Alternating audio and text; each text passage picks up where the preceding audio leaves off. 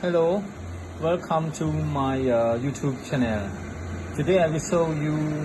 about the Purifier machine brand SHARP. Suốt đấy thì miêu số công nghệ bằng ổn, anh đi phim xôm một bot bằng hai nhầm pi mà xin mình sắp chó mà SHARP. Nếu như miên chia một thêm mà xin bởi lấn bồn thì lý mình sắp chó bằng cát oxygen, bằng cát giống. សមត្ថភាពរបស់វាមានច្រើនប្រភេទនឹងជំនួយទៅដល់សុខភាពរបស់យើង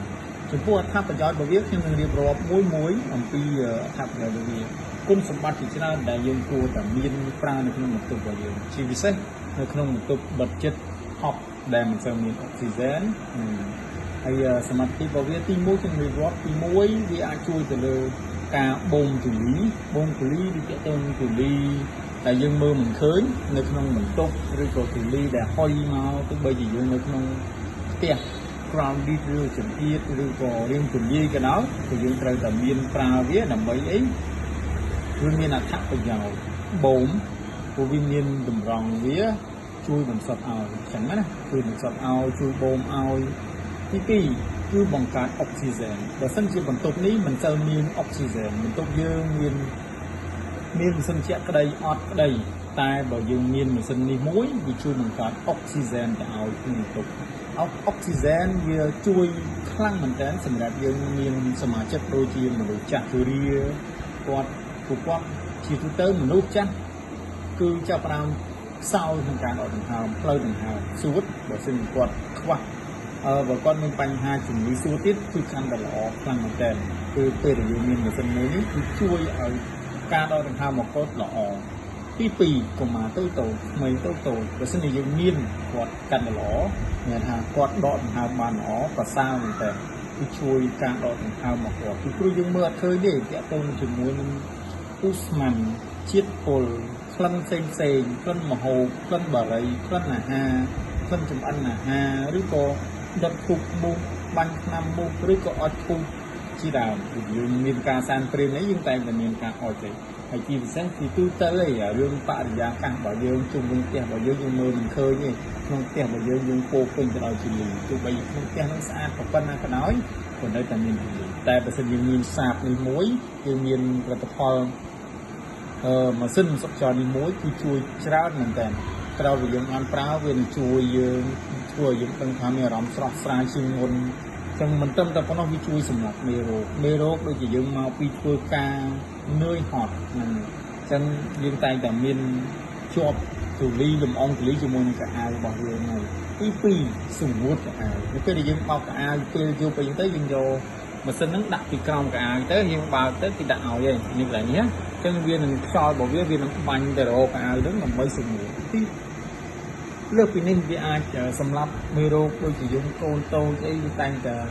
កូនយើងលេងអញ្ចឹងតែតែមានមេរោគបាក់តេរីច្រើនអញ្ចឹងយើងដាក់មកបាញ់មកមុខកណ្ដាលវិញមកវានឹងធ្វើការបូមវានឹងបង្កើតសមត្ថភាពយំទៅសម្រាប់មេរោគហ្នឹងសម្រាប់មេរោគបាក់តេរីផ្សេងល្អខ្លាំងមែនតើសមត្ថភាពរបស់វាអញ្ចឹងយើងមានមក slip មានអេកូណាវីហើយតាក់ទងសមត្ថភាពរបស់វាទៀតគឺវាមានចាប់ ទៅសៃតនភាពចាប់ក្លិនចាប់កម្ដៅអញ្ចឹងម៉ាស៊ីនមួយគ្រឿងនេះមានសមត្ថភាពច្រើនមែនតើជាមួយការចាប់កម្ដៅអញ្ចឹងសៃតនភាពរបស់យើងនៅក្នុងបន្ទប់នេះឥឡូវមាន 32 អង្សានៅក្នុងផ្ទះនេះឥឡូវមាន 32 អង្សាតែបើសិនជាយើងមានកម្ដៅលោកកម្ដៅគឺលោកក្លិនសូម្បីតែក្លិនក៏វាបានបញ្ជាក់មកថាឡើងពណ៌អីដែរឥឡូវនេះវាមានពណ៌បៃតងខ្ចីដោយសារអីមាននៅក្នុងបន្ទប់នេះស្អាតដែរ ក្នុងបន្ទប់នេះមានអារម្មណ៍ថាអត់មានក្លិនអីទេអត់មានក្លិនអីទេគឺបរិសុទ្ធអស់ហើយអញ្ចឹងយើងបញ្ជាក់បានត្រង់ហ្នឹងអញ្ចឹងនៅពេលដែលវាឡើងក្រហមវានឹងបញ្ជាក់មកវិញតាក់ទងជាមួយនឹងអីគេតាក់ទងជាមួយនឹងក្លិនបងប្អូនចាំមើលវានឹងដើរក្លិនមកវិញឡើងក្រហមអញ្ចឹងឡើងក្រហមណាបងប្អូនណាឡើងក្រហមអញ្ចឹងខ្ញុំនឹងសាកតេស្តមើលទឹកអប់នេះ ទឹកអប់មើលទៅធឹមទឹកអប់ពេលដែលមានក្លិនហើយតើវាឡើងក្លិនមិនឥឡូវវាពណ៌បៃតងអញ្ចឹងព្រោះពណ៌ឡើងនេះឃើញរលកក្លិនមកក្រហមភ្លាមអញ្ចឹងវាកំពុងតែធ្វើការបន្សុទ្ធ